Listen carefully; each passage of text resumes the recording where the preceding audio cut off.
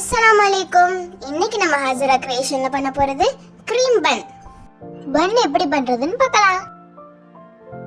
ஒரு பவுல்ல 1.5 கப் பாலும் 3 டேபிள் ஸ்பூன் சீனியும் சேர்த்துக்கோங்க. நல்லா கலந்து விட்டு தொட்டு பாருங்க. லேசான சூடா இருக்கணும், ரொம்ப ஜில்லுனா இருக்க கூடாது, ரொம்ப சூடாவும் இருக்க கூடாது. 1 டீஸ்பூன் ஈஸ்டும் 1/2 டீஸ்பூன் உப்பும் சேர்த்துக்கோங்க. மூடி போட்டு 15 மினிட்ஸ் ஈஸ்ட் நல்லா ஆக்டிவேட் ஆகட்டும். 15 மினிட்ஸ்க்கு அப்புறம் ஈஸ்ட் இப்படி நுரைச்சு வந்திருக்கும்.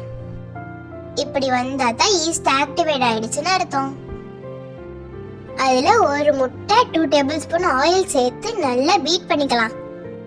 1.5 கப் மைதாவை நல்லா சலிச்சு விட்டு கட்டி இல்லாம கலந்து விட்டு வச்சுக்கோங்க. அது அப்படியே 1 மணி நேரத்துல இருந்து 2 மணி நேரம் வரைக்கும் மூடி போட்டு விட்டுடுங்க.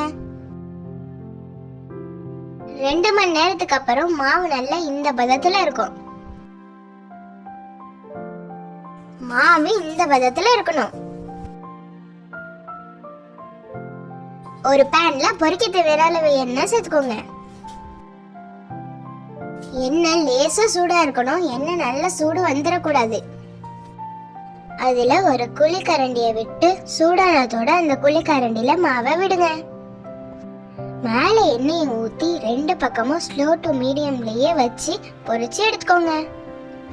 2 பக்கமும் கோல்டன் கலர்ல வந்த பிறகு எடுத்து நல்லா ஆற விடணும். இப்போ பன்னுக்குள்ள கிரீம் எப்படி பண்றதுன்னு பார்க்கலாம். அதுக்கு 50 கிராம் பட்டர் சேர்த்துக்கோங்க. 1/2 கப் சீனியை பொடி பண்ணி வச்சுக்கோங்க. 2 டேபிள் ஸ்பூன் பால் பவுடர் சேர்த்துக்கோங்க. பட்டரையும் மில்க் பவுடரையும் பீட் பண்ணுங்க. பட்டரையும் பால் பவுடரையும் நல்லா கலந்து விட்ட பிறகு சீனி உங்க இனிப்புக்கு தக்க 1/4 கப்ல இருந்து 1/2 கப் வரைக்கும் சேர்த்துக்கோங்க. சீனி போடுற வீடியோவை எடுக்க மறந்துட்டோம், நீங்க மறக்காம சேர்த்துக்கோங்க. அதுல 1 டீஸ்பூன் வெனிலா எசன்ஸ் சேர்த்து நல்லா பீட் பண்ணுங்க. பன்னுக்குள்ள கிரீம் ரெடி.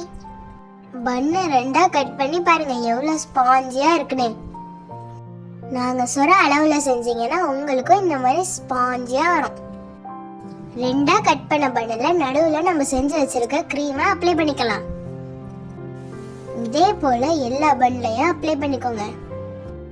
உங்க வீட்டு குட்டீஸ்க்கு இந்த மாதிரி ஒரு தடவை செஞ்சு கொடுங்க. ரொம்பவே விரும்பி சாப்பிடுவாங்க. உங்களுக்கு இந்த வீடியோ பிடிச்சிருந்துச்சுன்னா மறக்காம நம்ம சேனலை லைக் பண்ணுங்க, ஷேர் பண்ணுங்க, சப்ஸ்கிரைப் பண்ணுங்க.